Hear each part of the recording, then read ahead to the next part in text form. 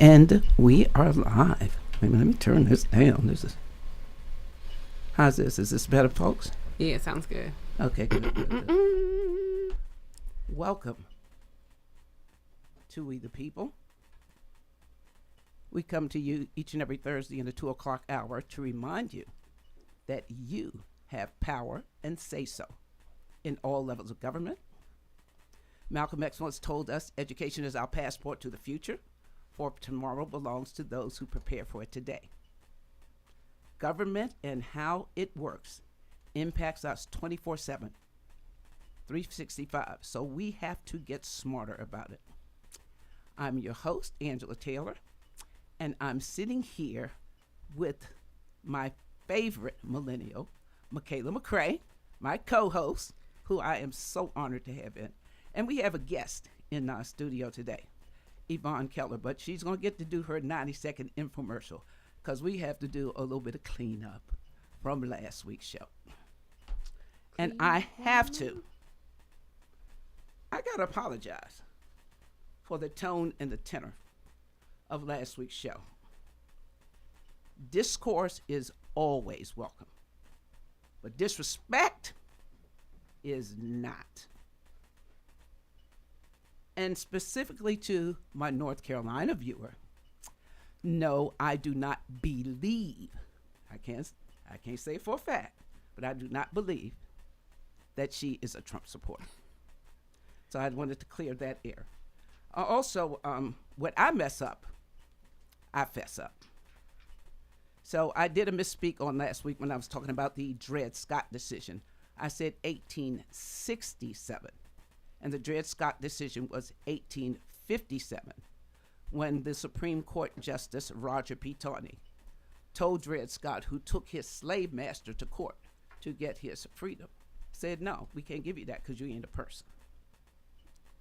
So that was my bad. And again, when I mess up, I fess up. So before we go any further, I truly do believe that my co-host is due an apology. And since it was not given, I would like to, and I hope you receive this from our heart, because you did not deserve what was given last week. So I'm big enough to apologize. And I need you to know that, because I want you to stay with me on this ride. Okay? Yes. Thank you, Miss Angela. Okay. Thank you for the apology and, even, acknowledging the space. And I do appreciate it. Okay, no, I do. But again, and I do pride myself as somebody who stands in integrity. I do not want bad information put out on anything that has my name on it or even associated with it. So it was a lot of bad information that was passed out on last week. And I'm not going to spend the whole show doing it, even though I probably could.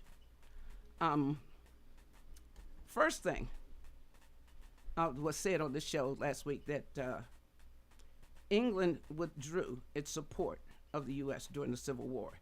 And again, because I think maybe because I said 1867, it jumped to 1873 for the stock market crash. So that was the first thing I noticed in the diatribe from last week. So I'd like to correct that. Okay, the correction is England and Britain remained neutral during the Civil War. So there was no support to be withdrawn. Okay? If we're going to teach it, let's be correct. So the 1873 stock market crash was not due to England withdrawing financial support. Rather, the economic panic started. It was with a problem in Europe. It was. Investors began to sell off their investments in American projects, particularly the railroads. And in those days, railroads were a new invention, and companies were borrowing money to get cash to build needed lines. Now, railroad companies borrowed using bonds, like we see today. Yeah. Okay. And for those of you who may not know, bonds are debt securities, specifying how much a company was borrowing and how much interest it was willing to pay on that particular loan. So when Europeans started selling their railroad bonds, there were more bonds for sale than anyone wanted. So railroad companies could no longer find the lenders. Many railroads went bankrupt. One of the biggest banks, it was not a British bank. It was J. Cook and Company in New York. They invested a lot of money in the railroads. And when the railroads began having problems, J. Cook and Company, the bank, went bankrupt. And when people saw such a big bank fail, just like they did back, well, this was before you were born, and probably when you were a kid, because it did happen with perpetual savings and loan, when they had, when people panicked and thought that the savings and loans in the Midwest and West were going under, they put a rush on the banks here. So, but that's what people do. But anyway. What, meaning that the people who had their money in the banks went and got their money? Yeah. After J. Cook went under. Yeah. Yeah. But, and the panic spread to banks in D.C., Pennsylvania, New York, Virginia, and Georgia, as well as banks in the Midwest. And those included banks in Indiana, Illinois, and Ohio. Nationwide, at least 100 banks failed. So, wanted to put that out there. Because we're going to teach it. Let's be correct in our information. Okay, now it was also said on last week, Lincoln had a plan on how we were going to reconstitute the country. And he sent his Secretary of War to Georgia with the instruction, these are not my words, to find some freedmen or some slaves who could participate in the conversation of reparations.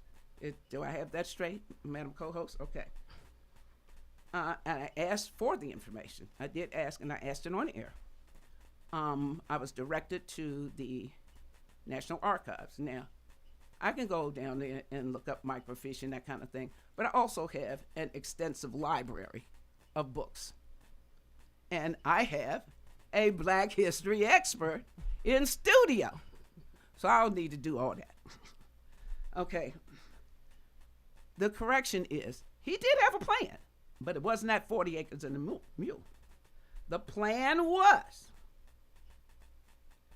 because the same year that he drafted the Emancipation Proclamation, which was in 1862, and it went into effect January 1863, he drafted a plan that had, he decided that the Cherokee province, which is known as Panama today, that's where he said would be the place where he would send all the Black people. Because you know they love a back to Africa type solution. Yeah, okay.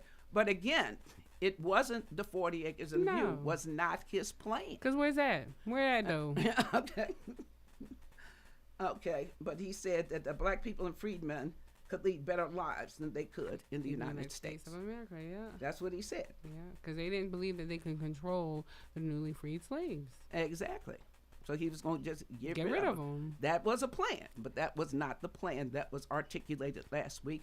I'm coming here merely to give you the correct context of the plan, and it's public information. You can check with what's the John Hope Franklin. Mm-hmm.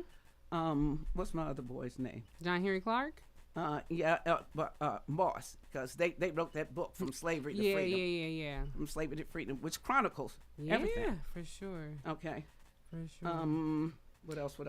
And then too, if anybody wants to expand the conversation for more enlightenment, you can always email us. Yeah, absolutely. And I love research. Okay, and our email is feger2023@gmail.com. We will welcome your input. Because I'll tell Bam in a minute, I don't know everything. I am the perpetual student. If you can teach me something, I am all ears. Yeah. Have my pen and pen ready at all times. Okay, another thing that I do believe needs correcting, because was part of the reparations were were that slaves and freedmen would be allowed to live on the land confiscated by the government during the Civil War. That the government gave the freedmen deeds to various land parcels confiscated during the war. Freedmen were given deeds by the government. Just point of clarification there, because what I have read, and again, expert, please correct me if I'm wrong, because I don't ever want to give out bad information. I'm going to say that may have been true, as General Sherman did, in fact, give some freedmen land. But when Lincoln got assassinated, stuff changed. But anyway, historians like John Hope Franklin and Dwight Drummond researched and wrote, it's public information, that plantations remained intact. Mm-hmm. And they were run by the slave owners post-Civil War. And the reason being, because of our political system, and this is from the Cambridge University Press. You can go read it for yourself. The persistence of Southern slave owners in political power after the American Civil War showed that former slave owners made up more than half of all state legislators until the late 1890s. Legislators with slave-owning backgrounds were more likely to be Democrats and voted more conservatively, even conditional on their party's membership.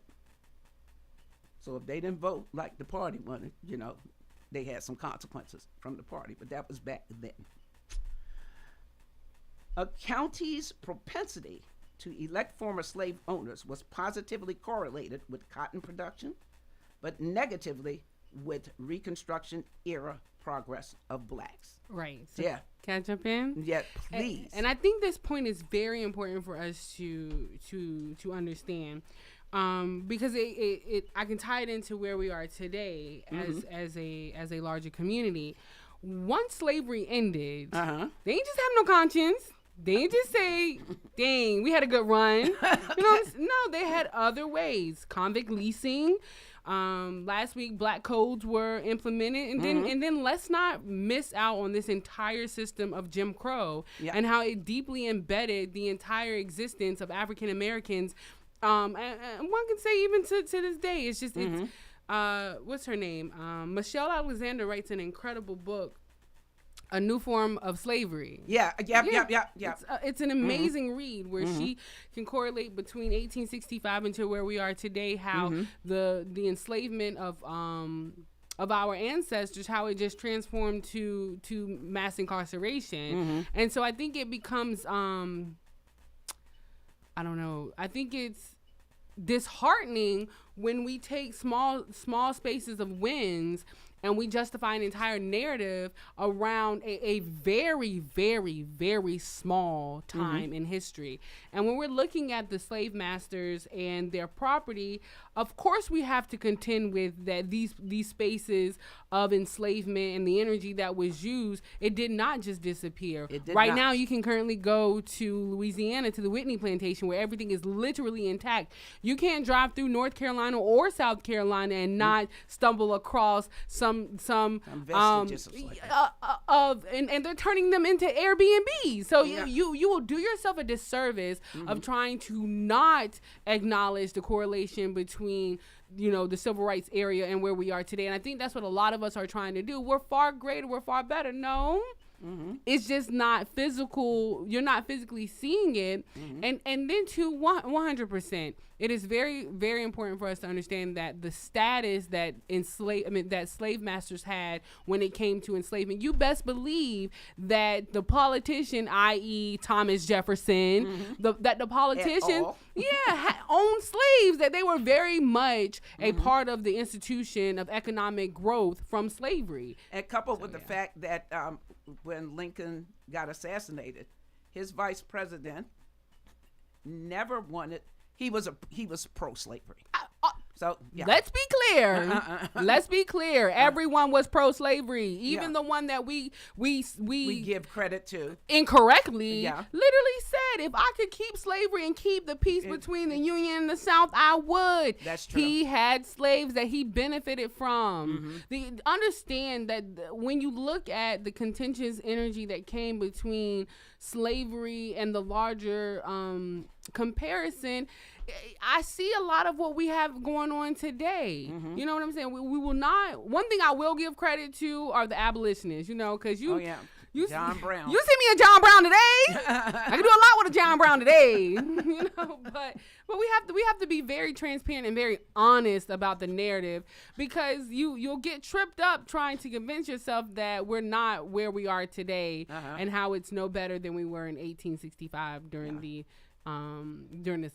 Civil War. Yeah, the shackles were physical there. Are now mental. And now they're mental. Yes. And I often say repetition is the mother of all learning. Yeah. If you repeat a narrative long enough, you don't have to repeat it. Somebody else is going. It's kind of like carrying a tale. Honey, they have convinced us clearly that we got reparations. They have convinced us that we gave enough of y'all degrees. We gave enough of y'all little position in the people in the military. Do you remember when Mitch McConnell said, "We gave you President Obama"? Do you remember that? Yes. Yeah. and so they tell you exactly who they are. They tell you believe somebody the first time. Yeah. And it does. It's very much a slap in the face to our ancestors, who hopefully everybody paid some homage to them yesterday, because that clearly lets you know the type of power and stronghold that this institution, this sadistic institution of slavery, had over the minds, the bodies, and the spirits of us as a whole. They were free in 1865, right? They were totally free. Well, the slavery was abolished in 1863. Right. The Emancipation Proclamation. The first one. But the Southern slave owners, because of the war, they ship them all off to Texas. And I guess that some plantation owners or, slave people kept everybody together. Yeah, so they didn't know they were free. Yeah, because that lets you know that's when a company getting ready to go under. What a company do? Okay, clearly. Clearly. Exactly. That's exactly what we had, and we have to look at the United States government as a business, because that's how they move, that's how they maneuver. How many can we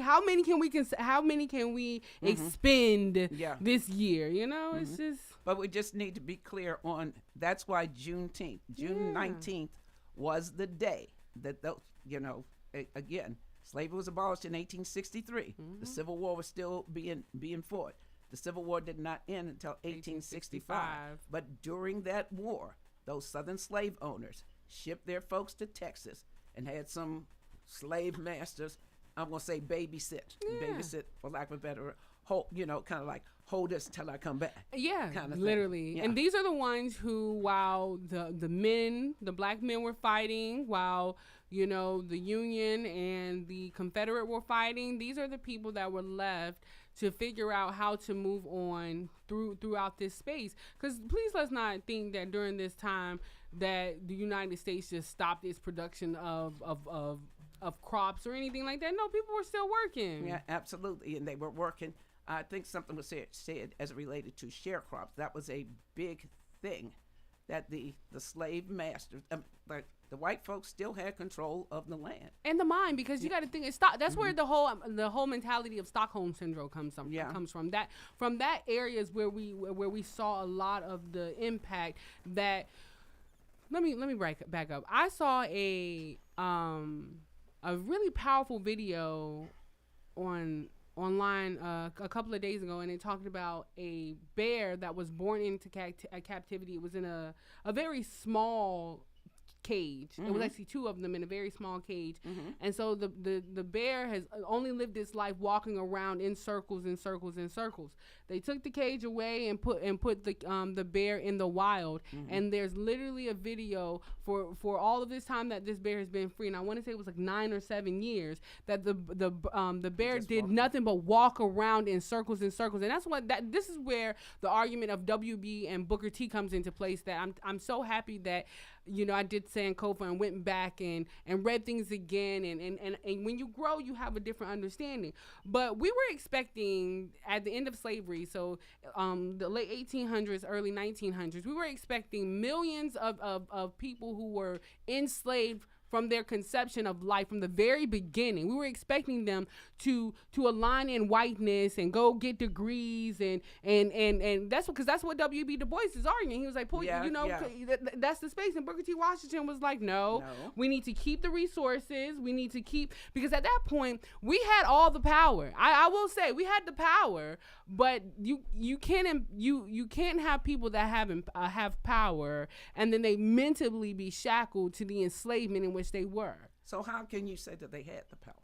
I'm talking about power as far as all of the resources and everything. The white people wasn't working. We built everything. Well, I know so that. They knew the crops. They knew the Freemasonry. Like they knew that was our skill. Yeah, exactly. And so that's when you have to see when it comes to white society. They knew that. They knew. They was like, at the end of the day, if we had to fight for economics, technically, in which you have the first banks that get open, Tulsa, like you see the spaces are cultivated. They realize there's something that we have to do to make sure that they never feel like they're equal to us. And those are the ramifications in which we are fighting from today. Yeah, agreed. So, yeah. But as I was saying, Sherman, when the Civil War ended in 1865, General Sherman rode to Galveston, Texas to let the folks know they were free. That was on June 19, 1865. So July 4th is not our holiday because we weren't free.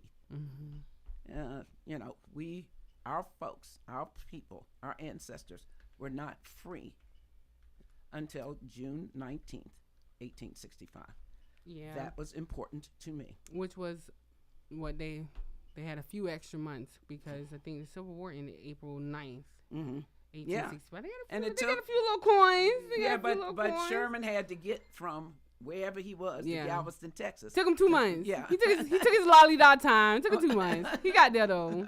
I believe it was just yesterday I read an article about the Innocence Project, how they had 3 guys that was in Angola, he was in Louisiana, and they were in prison like for 35 years. They'd been there for 35 years. And now they were just exonerated because they had never committed a crime. And it was like one of the guys was giving his account of how it was in prison. And he was just like, it was free of, just like slavery. They were responsible for growing the crops. They were responsible for building furniture. And all these things were being sold and money was being made off of it. But they were getting like, 5 cents an hour or something or the other. And so modern day slavery is still going on. For sure. And for so many of our black and brown people, both men and women, to be impacted by that space, for them not to be able to correlate how far we have not really come and how we have lost the identity of the fight to the point now it's like at this point our black men and women are stuck in the citadel of white supremacy at this point. Like we are really we don't, there's no way that you cannot connect that, down to the very shackles on your body. Like And what's even worse is that after all these years that their lives been taken away from them, they can't even get compensated. No, because they have a limit on the compensation. Yeah, like $25,000 a year, whatever it is, only for 10 years. And what is my life worth? For 38 years, you took my life for 38 years, and all I could get is $250,000, which ridiculous. You can make that in a year or 2 years. It's not fair. And yet we do not acknowledge. That's what I'm saying. They tell us exactly what they think about us, and I respect that, white people. Thank you. Thank you. I respect that you at least will tell me exactly who you are. Where my problem is where my people who want to act like they can't hear or can't read, and it's like they telling you right to your face, you mean absolutely nothing to me. And one thing I tell you, my mom taught me at a very young age: don't go where you're not invited. And so clearly they're not inviting us to the party. We're not invited to the party, and we have to figure out when is enough. And for me, it's enough. Okay. Well, going back to Yvonne's point, and then I'm gonna let you introduce yourself. Oh yes. And Kenny, in our dining room table discussions, and even in studio, and I guess maybe, well, no, I'm gonna go ahead and say it. Slavery was abolished for law-abiding citizens. So if you commit a crime, Convict, you're a slave. You're a slave again. So yeah, and we need to understand and embrace that. Wow, I just had a duh. Okay, go ahead. Like, of course, I've been sitting here like, what's wrong with our people? What's happening?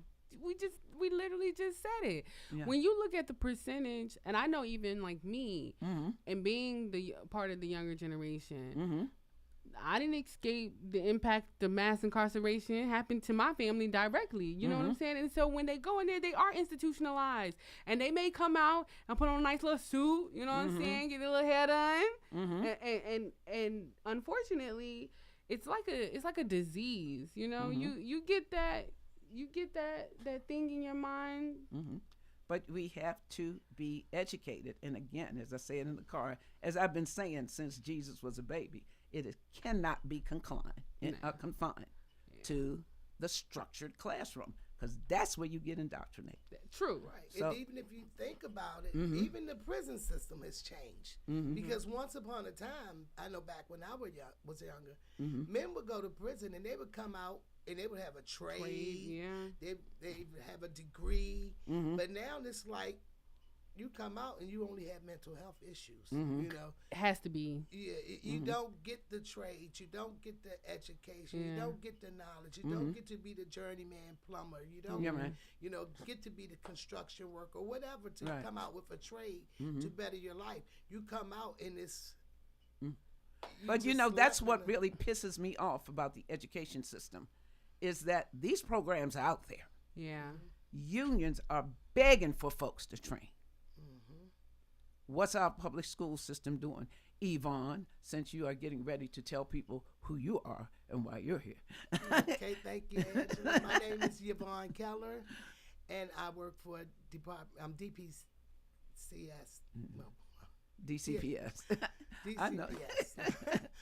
And I'm working with a private school right now as a contractor, and I deal mostly with kids who have social or behavior issues, and you know, are in need of extra support to get to one grade level. Yes. And the school system really needs a lot of different educational, like, everybody is not geared to learn the same thing. All these students, some of them are not interested in learning about medieval times, and most of the history in the classes that they're being taught is not anything of any interest to them. And so it doesn't get their attention. So by not getting their attention, then they go on and do whatever else. So I just recently found out that in DC, because usually I'm in Maryland. I've just been in DC the last 2 years, and I'm not sure if this is even in Maryland or not. But it's just, you can get a certificate now. It's not a diploma. It's not a GED. It's just something to say, you went to school. Yeah, but what does that do for you in the real world? I'm trying to figure it out right now. I'm like, so what is it saying? Well, I was told it says that you went to school. You went to school for 12 years. But I can tell you that. Did you learn anything? It doesn't matter. You know, it's just a certificate to say that you went to school. And let me ask you this, because I've had teachers who have walked away from the school system in Prince George's County because they have told me, and they still love teaching. They tutor, they do things privately, but they have said, and this is going back to Maxwell. Were you in Prince George's County? I was in Prince George's County. Maxwell had sent down a directive that basically saying we need to socially promote these kids. We can't hold folks back. And I think that that's probably tied into that No Child Left Behind business as well. But if you have teachers who are told by their boss, you tell them to teach this curriculum, you tell them that they cannot hold a kid back because we're trying to get our money to continue to perpetuate this foolishness. Have you heard that? Because I know that my sister, Paulette Tillman, is a master teacher. And you don't have to buy my word. You can look her up in the national, Who's Who in Education. And she's there a lot of times, a lot of years. But anyway, she was told to, because any good teacher who's worth their salt is going to say what you know before they introduce a new concept. Is that reasonable? That's because I know when I was in the classroom, that's what I did. Well, actually, I started off substituting, and I did that for like, I guess probably about almost 30 years. And so I've been in the school for many years, and in Prince George's County while I was there on a long-term assignment. I had some students bullying a student, and I was trying to protect this student, and I sent them to his counselor, and his counselor wasn't available, so she sent him back to class, in which he got jumped by like 6 students right in front of my face, and I'm trying to protect this young man, and I'm pulling the students off of him, and I got suspended. That's what I'm saying. You got I got suspended, and I lost my job for protecting the child who was getting beat by 6 students. And that's because you can't put your hands on students? I can't put my hands on the students. So the students can come in, and they know that you can't, you don't They know the law better than them. Right. And their parents will come up, and they'll defend the students. Now, the little boy who was the perpetrator of the fight, he never even got suspended. He didn't even get sent home, So it's just like, it's not designed, but this, and then they have the core. I think you were speaking on the core education, where everybody has to learn the same thing. Oh, the curriculum? The core curriculum. Everybody has to learn. So you might want to teach your kids something about Black history, or some certain things that you might be very knowledgeable about, but you can't go off and just teach them what you want to teach them. You have to follow the guideline. Everything is written. Today you learn this. Today you teach that. And I've never seen teaching like that in my life. It's conditioning. Because it's not teaching, it's conditioning. It is conditioning. But that's what I just to finish up that when she was told you have to teach algebra. And she said, well, again, let me see what they know. This is what a good teacher does. And when she saw that they didn't know basic arithmetic, she went to her administrator and told them, hey, I can't do this. They don't know basic arithmetic. We got to teach them the fundamentals before we move into something advanced. And basically, and I'm paraphrasing because I was not there, no, you do what I say do, or you ain't got no job. And it was on that day she got her stuff said, holla, deuces, I'm out. Yeah. And this is a big problem with our community, and we got to fix it. And the only way I know how to fix it is to put information out there. And of course, I do help tutor, do whatever I can on the side. But this stuff is not being taught in school. They have taken the thing that impacts us most away, so we don't know how the system works. And Malcolm X did tell us that back in the 60s. You got to learn what they doing and fight them back with their stuff. Yeah. It's sad to see kids like on a high school 9th, 10th, 11th grade and only reading on like a 3rd and 4th grade level, or it's in today's time, you would think that would be unheard of, but it's still going on, like right here in our communities. It's by design. Yeah, by design. Yeah. By design. And Michaela has a plan. Okay, no, I'm messing with you. I do. Y'all have fun with this. I'm tired of asking white people to stop oppressing us. Y'all be good. I can show you better than I can tell you at this point. What they say? The revolution will not be televised. Mm-hmm. And again, we have to do what we can in our little corner of the world to make it better. Sure. And education is one of the big pillars, if you will. Well, we know when it comes to education, it's conditioning. Yeah. To be honest. Well, let me start saying. It is school conditioning. It is, because you can teach people anything. The problem is we're teaching them worthless stuff that has no meaning and no matter. Think about how powerful it would be, if we went back to the mentality that, and not just some people, if this was the larger communal example, if the older generation, because they want to kick the older generation out, they don't want y'all to work, that's fine. I understand. But I want to work because I have something to offer. Right. They don't want y'all to work, that's fine. Yeah, give us back our older wisdom. They've been doing work for y'all too long. Yeah. What if our older generation took on the mantle of the younger generation and literally passed on the baton? Whatever it is that they have, whatever, because your journey is not for you, it's for the betterment of other people. And you don't have to know this new you got to say that one again for the people in the back. Oh, what I say? Your journey is not for you. Oh, no. It's for the betterment of other people. That right there, is that a word? Is that giving a word? Amen and hallelujah. It's literally the truth. Like, do not be so arrogant to think that you went through life for you. Yeah. Come on now. Because if that was the case, then what our ancestors did would not have any impact on us at all. Right. But I study aggressively because I want to know. I'm like, where did we go wrong? What did we miss out on? But one thing I know that we failed at, there is so much contentious energy between each generation. Yeah. I'm going to say it again. It's suffocating how much contentious energy lies between each generation.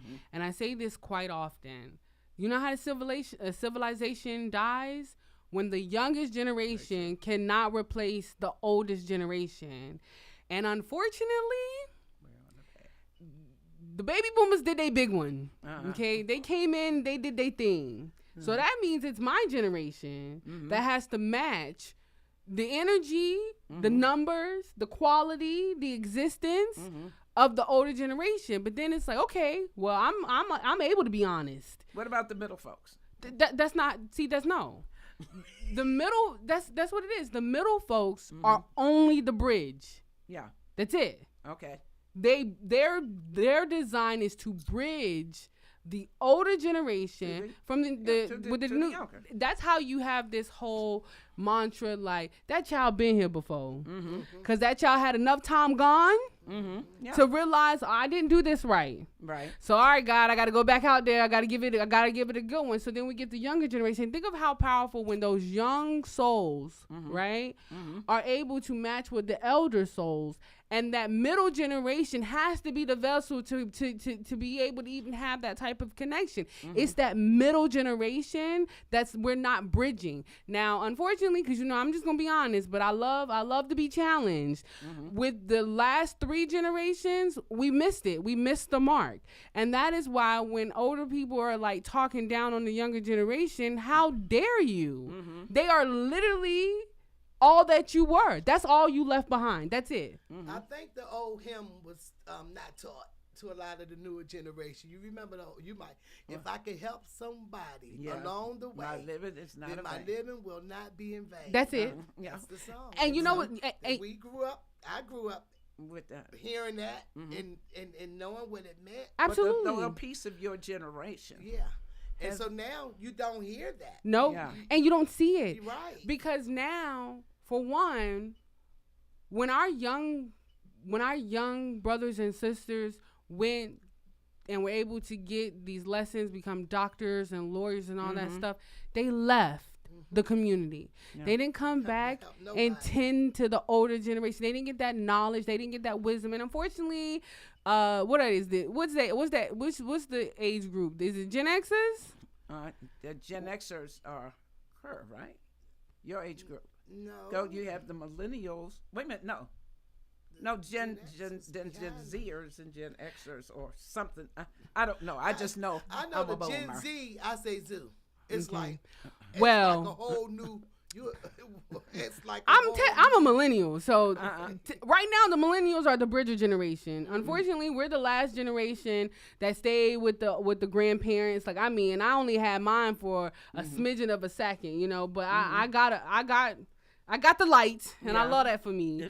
But unfortunately. And we have to be very critical of ourselves. You know, white supremacy does its big one. I say that all the time. They have a hand in a lot of the stuff, but together we can move mountains. Separate, we will always fail. And if, I had asked the question of like, well, when did your kids leave home? You know, one of the biggest issues is we're leaving home too soon. Number one. Yeah. We cannot have economic growth because we can't stay together long enough.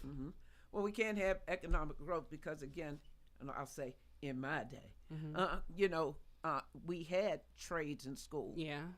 We had different training programs, and we had the college option. So when we left home between 18 and 20, we could sustain ourselves. Okay, that's gone. I get that, but we gotta put all of the factors in at the same time. Okay. My generation is the richest generation. Yeah, all right. We got all the money. Okay, yeah. I'm a rich auntie out here in the streets. Okay, but that money, that singularity of money, does nothing for the community. Right. We don't have generations in a home building, buying prop. We don't have that because we are unhealed. That contentious energy between the generations is why we cannot come together and be a community. You have the older members mad at the younger members, the younger members mad at the older members. We don't talk. We don't communicate. We're hiding in the closet. We're covering up. We're trying to keep the peace. We're trying to stay friendly. We're trying to stay liked. I guess we're on this side of the land trying to make sure we got enough people at our funeral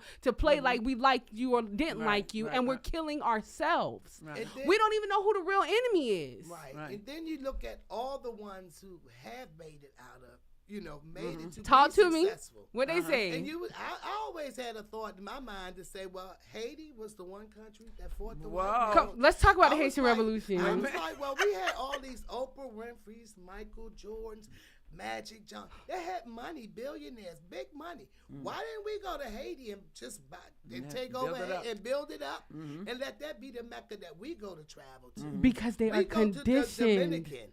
And the Dominican don't even like black people, but everybody wants to go spend their money in the Dominican, where Haiti is sharing the same piece of land with them. Yeah, and I just learned that. Wants to go there. What I tell you? You did. Piece of land. Can I ask you a question? Yes. Do you know why Haiti and the Dominican Republic don't like each other? From my understanding, it's because the complexion of the people. And it's so crazy because that's what I was taught in undergrad. Dark. If you're a dark skin, or I guess they think they're better. No, let me tell you. That's not it. I went to Haiti. I went to Haiti last December, and it's, of all of my Caribbean travel, Haiti on the record is my most favorite. I had the best time, it probably was the best time because I was able to sit down with the elders in the community.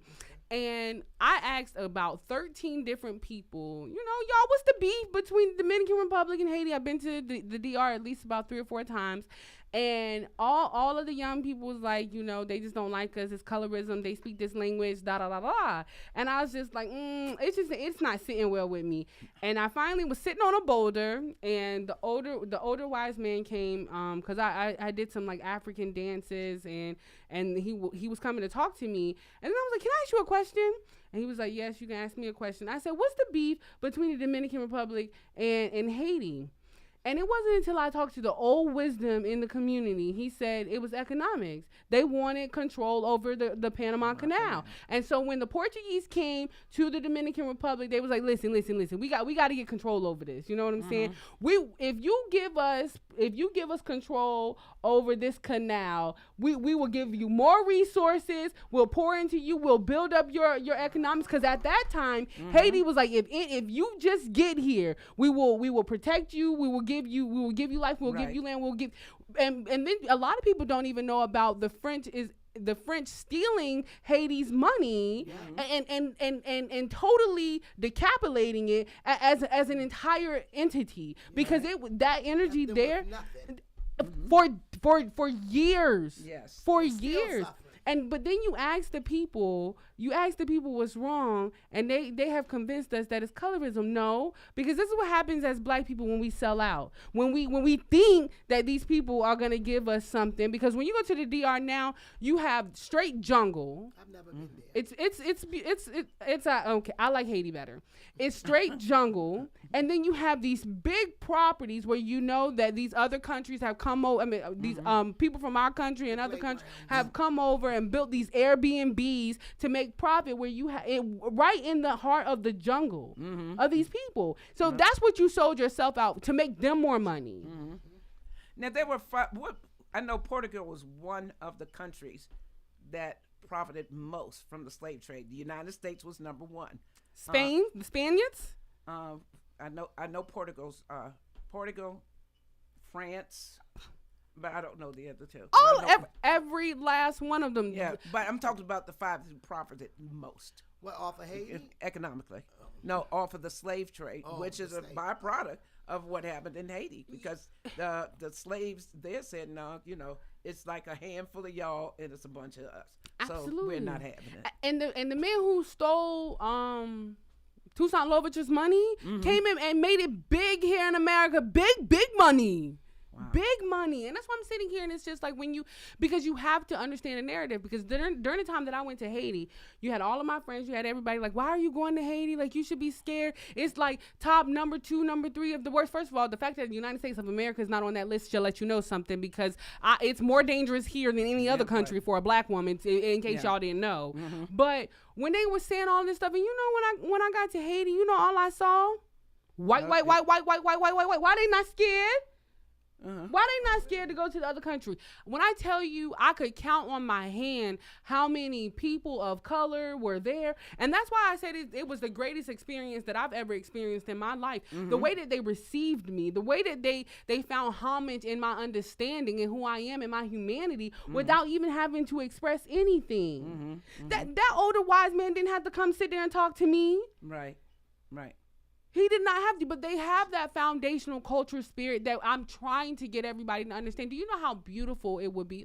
Let me say this. You know what fantasy I have quite often?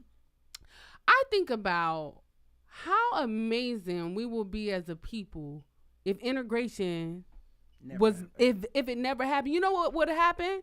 And I bet my last dollar on this. We would have had Wakanda in America. If we stayed separated, you know what I'm saying? If we gave the space, and that's why I say that's why we always found a way. Always. I don't care what the circumstance was. We always found a way. That I agree with you, but then you gotta know that you're the chosen people. You know what I'm saying? Like, we can't take that lightly. They know that we are the chosen people. Thank you. And so they thrive on that. And that's why every time we get to a certain social status, or we get to the billionaire status, like the ones I was speaking of, what do they do? Juju in the game. I was there at the first Oprah Winfrey show. Okay, not a fan. I'm not. Wait a minute. That was when she very first started.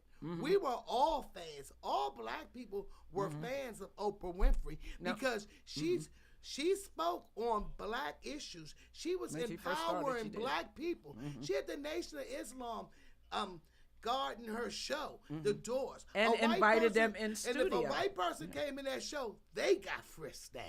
They got, you remember? They got treated like we get treated in some circles. Yeah. And the show was like that. Then when she flipped. Wait a minute. Oh, okay. Let me tell you, you don't get to see these shows because she's so, so Oprah. She's Oprah Winfrey and she got, now you don't get to see. She don't even want to show you those shows because the head was nappy. She had a little string tied around her head. She looked like a little hippie, She wasn't. She was everyday people. Wasn't nothing fancy about it. But now, what now? You don't even see black people on her show. It's not even that. It's just I totally turned. It's the same narrative that I say when I talk about, Tyler Perry. You know what I'm saying? Forgetting where you came from. It's not even forgetting where you came from. You are a pawn in their scheme. Yeah. Your sellout is just at a higher price. You know what I'm saying? Like, and when, because I don't defend black people, you showing off, I'm coming at you too. And this is something that I talk about often. And now it's finally a discussion on social media. They're like, either Tyler Perry needs new writers or he needs therapy. He been telling you how he feels about the black community. He's been, now mind you, when I was a kid, I could tell you word for word, every Madea, clean up woman. I got you. I can do all that. But once you know better, you have to shift. And a lot of people are afraid to say, you know what, I rock with them at one point, but it's hard for people to say that because they're like, well, dang, we're not gonna come at the black people. No, because not coming, you are a part, you're an agent in their scheme against us. And it's very simple. Like when you really sit down and think about all the gifts and talents, the hoax that white supremacy has done over us as a people, single-handedly destroying the black home, you know what I'm saying? Feminizing our men, ruining the minds and the lives of our young people, all for capital gain. Okay, I got to, while it's on my head, we have to, if you have Amazon Prime, you need to get your little speaker and request buck breaking. That documentary connects the dots from the 1700s to today. And again, it's not about hating, as my grandson has said the other day, hating the white people. It's not about that. It's about understanding how the system was set up so that you can push back against it. Or you can come up with a plan, an exit plan, if you will. The saddest thing is not knowing who your enemy is. That's the saddest thing. We think that the fight is between us as a people. And that's why last week was so disheartening for me, because it's like, bro, you ain't got the answer. Exactly. I got an answer. I ain't got all the answers. Right. But instead of you seeing the power and the connectivity between you and I, you rather argue, bicker, yell, be whatever, than to realize, like, dang, it ain't no reason for me to be fighting you, sis, because you on the same level as me, and us fighting don't do nothing but entertain them. It's giving Love and Hip Hop 2.0. We ain't even getting the check. Yep. We not even getting the check. That's what I mean by the sensibility of reality is so thwarted in the minds of the people. And we did not just wake up this way. Like I hope that you see. I hope that you see where it has come to. There is no way that less than 100 years ago, we in 400 years we have done a big one. Okay, you get the civil rights movement, and that's the last time that we can really scream black excellence, black identity, black revolution. I mean, I won't take away from the Black Panther Party, but it's been too long. Yeah. Like each generation has had it, but the last two. But the forces against us, I mean, white supremacy. Are they any different? It's no different. Okay, but it's more prevalent. It's more. It's they are more fearful now than ever. And every time we come together and try to build up, they find a way to infiltrate and it's a lot of trickery. People are, they don't know what to believe. Some people, a lot of black people, it's like they don't know what to believe. It's like they're scared, afraid to speak up. Stand up, speak up. It's just like I don't understand it because I've never been afraid to open my mouth. Absolutely. And what generation are you? I'm a baby boomer. I'm the end of the baby boomers. Oh, exactly. And so 1963. 100. I agree with you wholeheartedly. But I will argue that for the first time, we have way more resources to win than we ever did, and they got more with way less. Even the information you can type right now into what is it, ChatGPT. You can look. You ain't even gotta do all the research that I done spent thousands of dollars on doing. You can say, hey, ChatGPT AI person, can you give me a chronological order of all of the I don't know anything, like just the race riots. Okay, say okay, yeah. And it will tell you everything that you need to know. If you say, can you give me the history of the Haitian Revolution? What did that mean to America? Like all the information that you need. Oh, really? Yes. But that's what I'm saying. We have absolutely no excuse. And this is why I said our ancestors are getting ready to come back and start whooping our tails. Because they like, bro, I done did all the work. I done did the hard work. Right. When I study history, all it is the blueprint. Take what you need, leave what you don't. Okay, this worked for them. This didn't work for them. You if you study long enough, you'll know exactly why the Black Panther Party fell. You'll understand exactly what happened with the Civil Rights Movement. You know what I'm saying? But the issue is, it's not that white supremacy has done anything differently. Honestly, white supremacy ain't as hard as they were. We ain't getting lynched. Not all of us. Yeah. We ain't getting lynched. People did get lynched during Trump's. And believe it or not. Things are still going on in little pockets of the U.S. Absolutely. Let's look at Ahmaud Arbery. 100. Things are still going on, and it's not as easy to deal with as you might sit here and say. It's not. It's really not, because first of all, educating the people is one of the hardest things. Yeah. It's one of the hardest things is to get the people to even listen and get educated or want to learn. If they're already making money, they got their little lifestyle, they got their house, they partying. I know it's a lot in my age group. They doing what they want to do. They think they've arrived. Yeah. And so I got $150,000 a year job. I live over here. I go party 3-4 nights a week, drink my drinks, do what I do. And hey, you do what you do, I do what I do. They're not concerned about us as a whole. But Miss Yvonne, I agree 100%. You articulated that perfectly. But then you also said that white supremacy is even more impactful now. Oh, the trickery. Trickery. Exactly. And so as a people though, this is why I'm just critical of all sides. How does that serve our next generation? I get that they don't care. I understand that they don't care. I mean, look at the what's his name? P. Diddy's situation. Look at all of that. Rich people problems don't do nothing for me. Money, I'm just saying, they have an influence on a lot of people. You're right. And when you take it and you can just get rid of people when they speak up or against you, and you can just unalive them, as they say. I mean, people get fearful to speak up. Yeah. And so it's really a lot to deal with, but you have to just only know to have your fear. Okay, pass me the ball. Alley-oop. No, I say that, and the thing is, because I think you're kind of you said the end of the baby boomers, but the you I know is more Gen Xer. God, what was I say? It's people are fearful.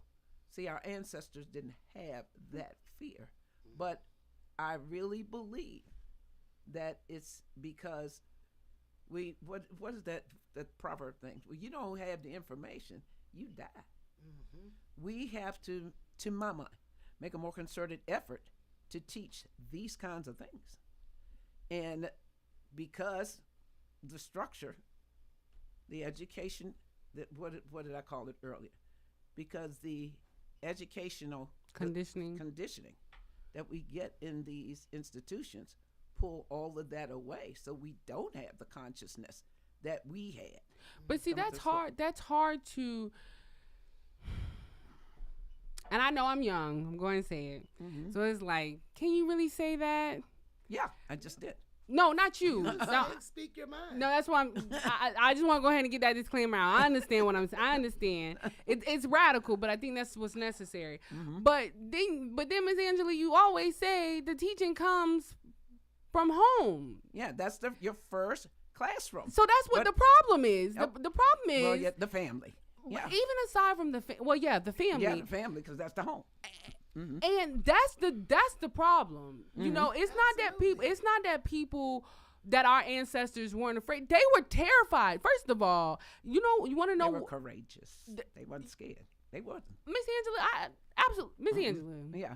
I ain't gonna sit here and tell you no lie. You know what? I watched my daddy. He was not scared. He said he was more scared not to do it. And I get that, mm-hmm.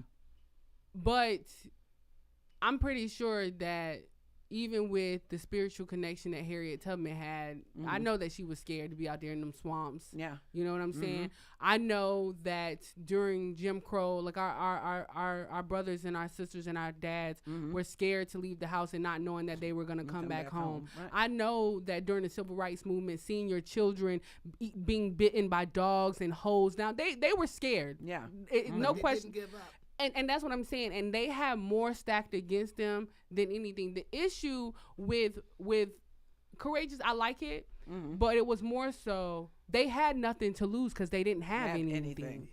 The issue that we have now, everybody is so scared to lose the perception that they think they have, mm-hmm. a job, reputation. Yeah, or mm-hmm. a reputation. And that's what I mean by unfortunately, black people, no, I'm not getting ready to give y'all a pass. Y'all been lazy, you've been hoodwinked, you've been swindled. Mm-hmm. And I challenge every person that's a parent, you cannot love your offsprings mm-hmm. and not do everything in this life to give them a better life. How dare you come and bring me into this world mm-hmm. and not do anything to make it better? You know what I'm saying? Like, that's why I won't have no kids right now. But how can you make it better when you got somebody pulling against you to make it worse? But again, tell me. I'm gonna take the floor. Okay. Take the floor. It's hard. But again, that's why this figure, that education piece, is family, is education, it's government, it's economics and religion. The government piece controls everything around us. It's unfortunate, but it's a fact. Mm-hmm. And we've got to work to change that. Back when I was growing up, we focused on the intangibles, the resilience, the respect, the responsibility. You can't go out and grab that it was the intangibles, and because they have taken so much out of the curriculums that we had, because government is going to impact you from the cradle to the grave. And it impacts the family, impacts education, the economics, and it impacts religion. And it does that on a global scale. We have got to focus on the intangibles that the ancestors, and it's spelled out in Kwanzaa. Mm-hmm. They put it there. 7 principles. Yeah, the 7 principles. And we are busy putting out the red, black, and green and lighting the little 7 Kwanzaa candles and, giving books in exchange or doing whatever folks do in their house, as opposed to teaching and discussing those principles on, whatever the assigned day is on those next 7 days. But what we do not do is carry them forward into the new year. Because Dr. Malana Karanga said that should be 24/7, 365. That's what we got growing up. Mm-hmm. And that's why I'm who I am. Yeah. I know I'm responsible. I'm responsible for, pulling your coat. If you see something, if I see you doing something out of pocket, mm-hmm. it's my responsibility to say something. Absolutely. Just as it is your responsibility to do the same for me. We had that. And Miss Yvonne, I understand. I understand that it's like, how can you say that? I get that. I receive it 100% because I haven't lived it. It's just it's now my turn. But what I'm basically saying is I understand the government's impact on our lives 100%. But before we can go and argue with the government, Miss Yvonne, if they asked us today, say that, well, I can't use this room because I think we would do it. But say they walked in, say they walked into a grocery store, right? And they grabbed the five of the first black people that they see, and they get them together, and they ask the question, if you were granted anything today to help propel you in the black community, what would those things be? If you all can be on the same page about it, we'll give it to you. 99% of us don't even know that there's a problem. And so, but like you just said, you just came here and you sat down and you talked about Diddy. I'm a black person in another generation. Ms. Angela's a black person in another generation. And we all know the tea about Diddy right now. Yeah. But we don't know the tea about what we need in the black community. Exactly. And that's true. And that's what I mean by how dare we not do everything necessary to at least try for the next generation. But this is what I'm saying. Yes, ma'am. When we do see, like me personally, when I see things or know things or hear about things firsthand that's going on in the black communities right now, like a case of guns being placed out on a field in the black community, in the hood. Kids go and they see this case. This is a true story. Yes, ma'am. Okay? And they see this big old trunk just sitting on the field. Man walking his dog. He walks his dog every morning past that field. And this particular morning, he sees this big case. He don't know what's in it, but he was like, he notices it. Yeah. He comes back walking his dog, and you got a bunch of young guys in there pulling guns out. We don't hear about that on the news. Who put them there? And why they put them there? We don't hear about things that are actually happening 100%. Because it's swept under the rug. But there's a lot more going on than people actually know. I agree with you. And then you say they're killing each other, but you're putting the guns. Where do a 13-year-old get a gun from? Where they getting all the guns from? Yes. They're actually putting just like the crack was placed on the street. Yeah. They're placing guns in the community. Yeah. They're doing things, and most people, because you don't live in the hood, you might live in a nice neighborhood over here. You don't know what's going on in the hood. You probably don't even associate with too many people in the hood. Right. And that's another problem. And I do. I do too. But you're right. I hear about stories, and I hear about things like this, and you would think like I write about them. I put it all over social, but you never see it go viral. You never see it make the news. Yeah. You never see anything ever done about it. And and look, I'm about to pull out Miss Angela, what she said to me this morning. I'm about to pull Miss Angela over me, and because I hear you. Well, I'm gonna ask this question first, y'all, because it was in y'all's lifetime. Y'all remember Rodney King? Oh, absolutely. Right, and you remember Trayvon Martin in my generation, Ahmaud Arbery, Floyd, right, Emmett Till, right. And one of the things I realized with seeing how that expression, how it impacted the black community, before when you had the sling, even with Ida B, you know what I'm saying? We talked about it then, but then we came together and we galvanized, right? Yes. I'm very critical of black spaces that we take up because Malcolm X said the most racist time in America is Sunday morning at church.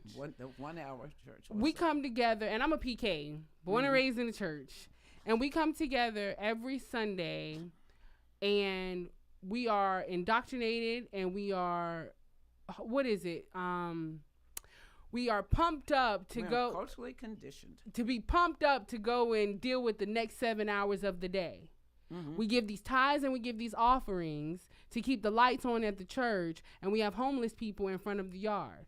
And I'm talking about people who are proponents of this and perpetuating this narrative of following Jesus and, being a good Christian, all this stuff, who lived the experience of the civil rights movement. Yeah. The oldest lady in my church is 103 years old. That's what I'm saying. And I get that it's hard to hear it, but we have to be very honest at how we've been complicit. And it's really great. I can already just feel your spirit of when you got in the car. You're doing what we need to do to be able to save the next generation. And you're with the children. You're talking to the children. You don't have to have a degree. You don't have to have any qualifications. You don't have to do anything other than have love for one another. That's it. Yeah. That's what I'm saying. I have no children, but my love for this next generation is so deep that I'm comfortable enough to have the hard conversations. I'm comfortable enough to go in the spaces. I'm always, and not an ice moment, but yeah, please. No, not that. I'm saying no.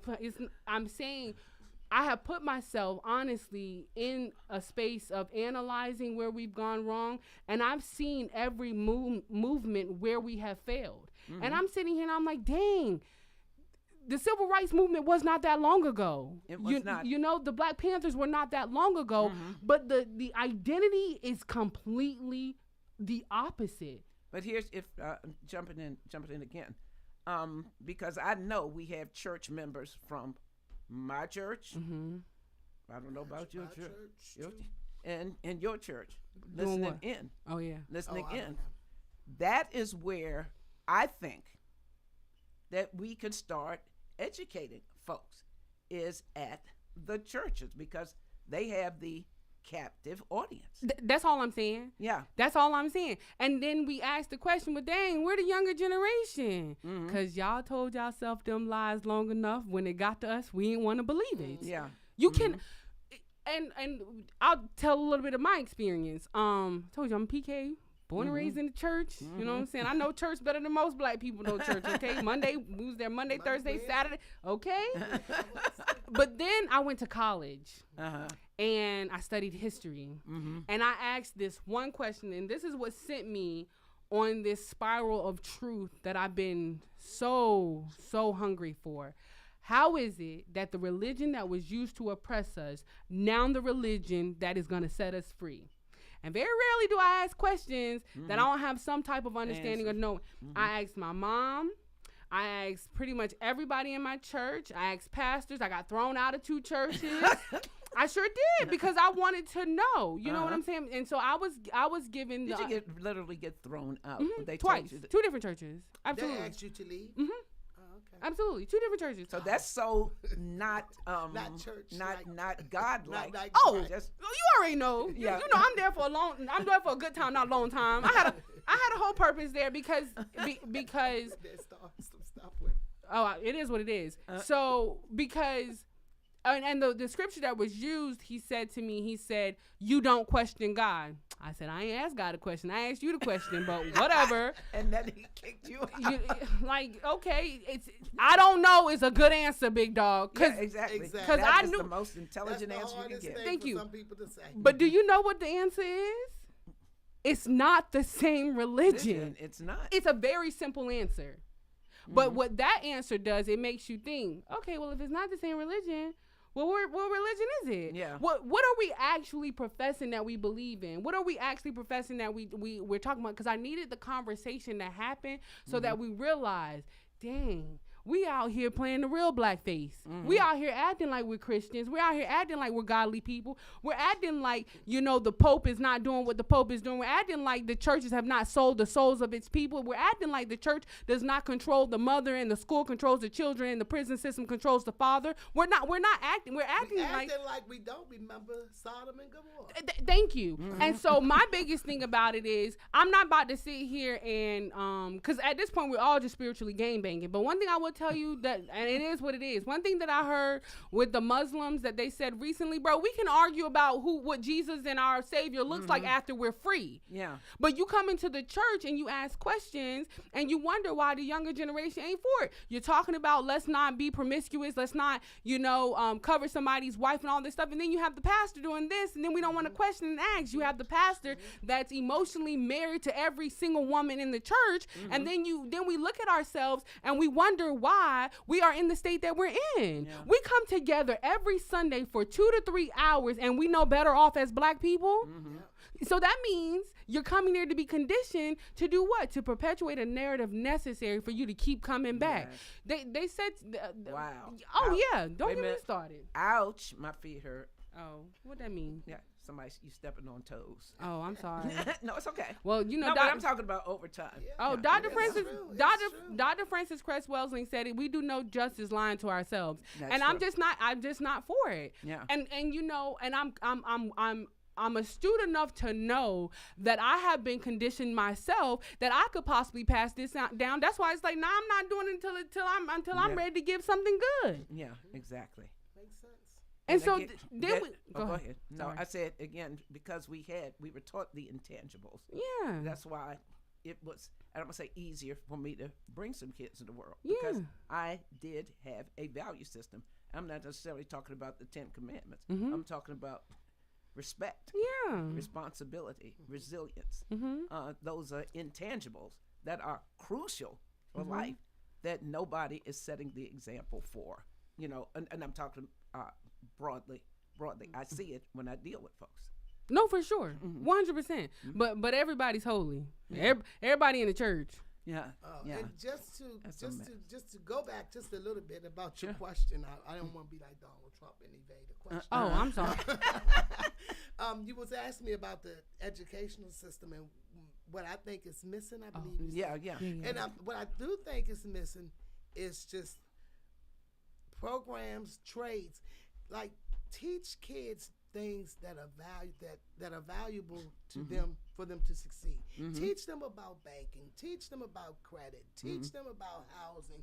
Teach them about trades. Give them different choices and options. Everybody is not going to. Everybody in most college things you learn brown, in and that's what school, that's where they set use us it- off. You don't use it anywhere else anyway. So we used to have trades and Right. they used to have carpentry and plumbing and Right. cosmetology and business, and a lot of schools don't carry. Don't That's have because those things now. of the school system, the school boards.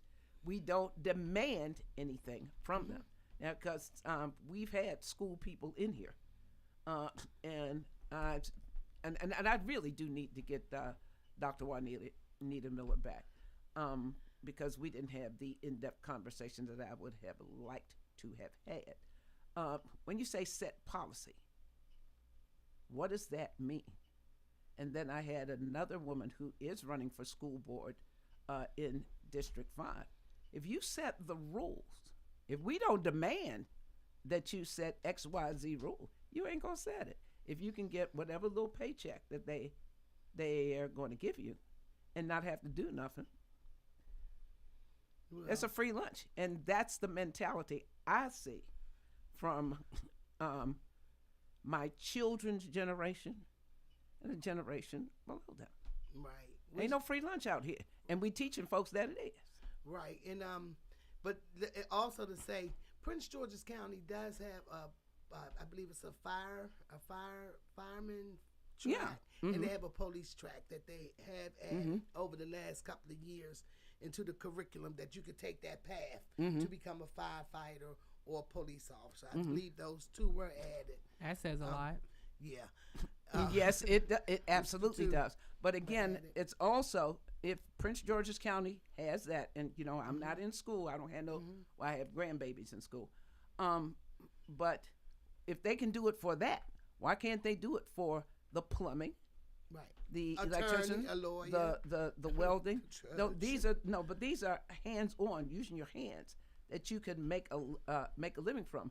And I have been to outside fairs that had people from those unions represented there, and I've had conversations with them. They said, "Oh, they know we are here. They're just not doing it." But again, because they don't want you to be able to do that. They want you to continue to be dependent. So that's why that space at church where you have those numbers, we could take this information to them. I tell everybody in America needs to look at Buck breaking. Everybody does. 10 out of 10 recommend. Yeah. I love it. Yeah, because it really does. For me, when I looked at it, I was having epiphanal moments all the way through it.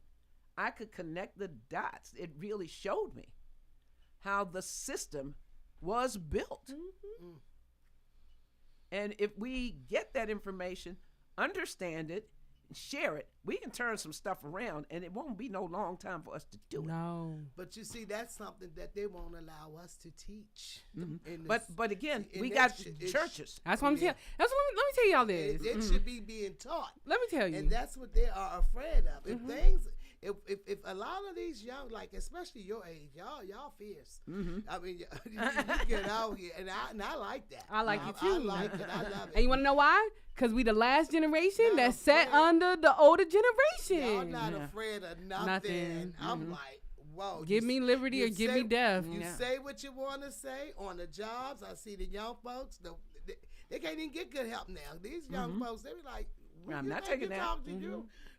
It's just like they don't give a damn. But again, when I was working, after I had my really bad experience with Steny Hoyer and Joe Beeman of 17th and L, and my husband said, "Hey, you ain't got to take that walk."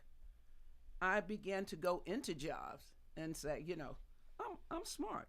I'm a great worker, but I don't do coffee. I don't get coffee for nobody who don't get coffee for me. I don't water plants.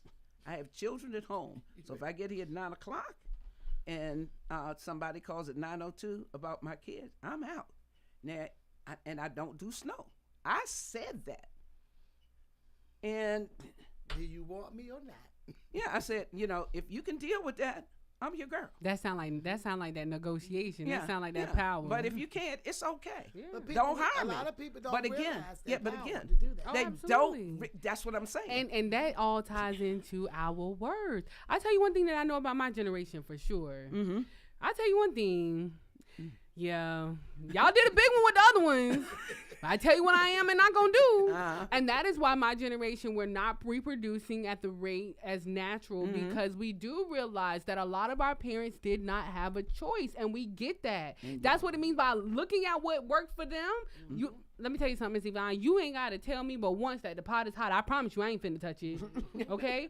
And so if every generation did that, then we will see a trickling down effect. But what I was getting ready to tell you, or say to you, when you were like, they don't want us to know, they don't want to teach us. And I get that that's what they don't want to happen. But think of how powerful it is if, because remember I told you I was in church Wednesday night. We had Wednesday night Bible study.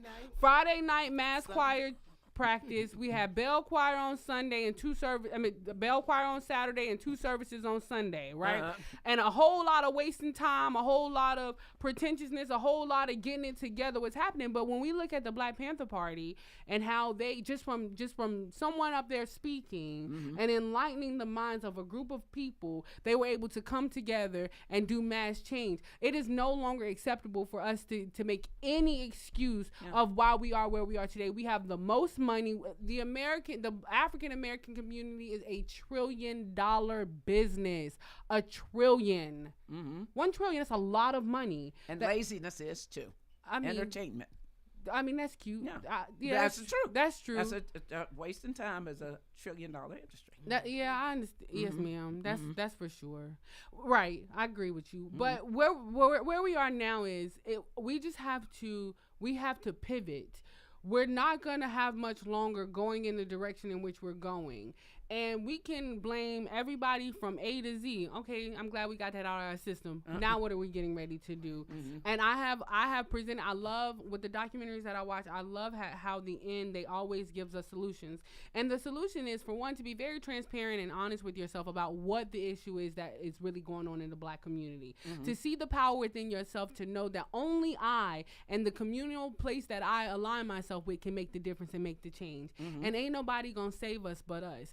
With those foundational understandings, we can come together. We can galvanize. And even if you want to spend 120 minutes, 2 hours praising the Lord, hallelujah, thank you. Can we spend at least 30 minutes before the board meeting with the trustees happen to just do a little bit of conversation about what happened currently this week in Black people news? Yeah. And what we can do to fix it. So yeah. And what we can do to fix it. Okay, since we've well, we're gonna have to. God, I don't want to close out, but I do want to say that I really do want you back in studio, because next month I did say I haven't connected with Dr. Juanita Miller, but I have connected with Robin Brown, who is running for school board in Maryland in District 5, as well as Zephora Miller, who is running for the school board seat as well. And I would like to communicate to them, especially you, being in the system right now, what you see is needed. Because again, power don't concede nothing without demand. It never has. It never will. We show up at the polls every 2 and 4 years and vote, and then we go back home. But we don't make a phone call. We don't send an email. We just bitch and moan around our kitchen tables about the conditions of the community, and then get mad when ain't nothing done about it. Now, the people who can do something about it or have the ability to do something about it, we ain't contacting. That's where we are dropping the ball as a community. Yeah. That's where we're dropping the ball. So we got to make some demands. Okay, and we got to hold these folks accountable. Yeah, that's what we need, accountability. Oh yeah, but again, if folks don't know that that's what they're missing, and if they learn civics and government in school, as this county has taken out it, and I just see it so many places with the because I got family all over the country. We're not learning this in our school districts, yada yada yada. We got to make that change. Yeah, we got to do it, because as Michaela said so eloquently put. Ain't nobody gonna save us but us. Yep. Nobody. The time is definitely now. Oh, absolutely. So they're coming in next month. Absolutely. So if we can talk maybe offline, because you being in the trenches will be better able to direct the traffic, and you are always in the trenches. Yeah. I'm ready to ride out at dawn. Yeah. Anytime. Hashtag me too. Okay. But lastly, you had mentioned. And I don't know where that the guns were on the field, but I remember when I was doing in D.C. In Southeast. Yeah, because I believe he said it was right there off of. I'm not sure if he said like over where Mississippi Avenue, and you know that field. I know exactly where that is. That great big field. I have to double check, but I believe that's the field. Mm-hmm. But that did happen in Washington. That happened like not long ago. Yeah, because I remember when I was working with Black Rose, they were doing it, like coming from Indiana, dropping truckloads of weapons on the streets of Chicago. It happened in Washington, D.C. It's less work. W-O-W. I'm going to see if he can get in touch with the guy who actually lived there. Uh-huh. And so, please to tell you. And you know what? It's not that surprising, because they realize, gosh, they can kill each other a lot faster than we can, and giving them to the children is just diabolical work. It really is, to be honest. But not surprised at the least at what these devils do. 13 years old. 13 years old. You can't buy a gun. You don't even have money to buy a gun. And that's how you know. On the street. That's how you know so the it was attack. Given to you. That's how you know that the attack on us. They're everywhere. Desperate. They're desperate. So this is the time, y'all. Let me tell y'all something. Because y'all getting smart. Let me tell y'all. They're saying by any means necessary. Yeah. Oh, clearly. But I'm just going to put this out there. Anybody who is ready for the revolution, and y'all, hit us up, email at me, because talk to me, y'all. Talk to Figure me. 2023, FEGER 2023 at gmail.com. Yeah, any parents listening to this, any adults who want to know something on a topic or anything, look, that's my favorite thing to do is the research. Call me. Mm-hmm. And hashtag, or if you want somebody to come out and chop it up, we'll do that as well. Yeah. Okay, well, the engineer is back, so our time is up, and we so thank you for yours. So, Eminem. Awesome show. Miss Yvonne, I just want to thank you so much for coming and sit with us and enlighten us on your perspective. And I want to say thank you for all the work that you do for our young people and the community. It does not go unnoticed. Awesome show, everyone. Awesome show. Before we close today, know that there's a lot of value in our broadcast. Please go to youtube.com/@AngelaTaylor4119 and hit the live tab. Like and subscribe. Make it a point to take time to review the broadcast. Share with your friends. No one is going to save us but us. So with that being said, we need you to count your blessings instead of your crosses, count your gains instead of your losses, count your joys instead of your woes, count your friends instead of your foes, count your full years instead of your lean, count your kind deeds instead of your mean, count your health instead of your wealth, and by all means count on God instead of yourself. We have 137 days, 8 hours, 56 minutes, and 18 seconds into the next election. This is Eminem.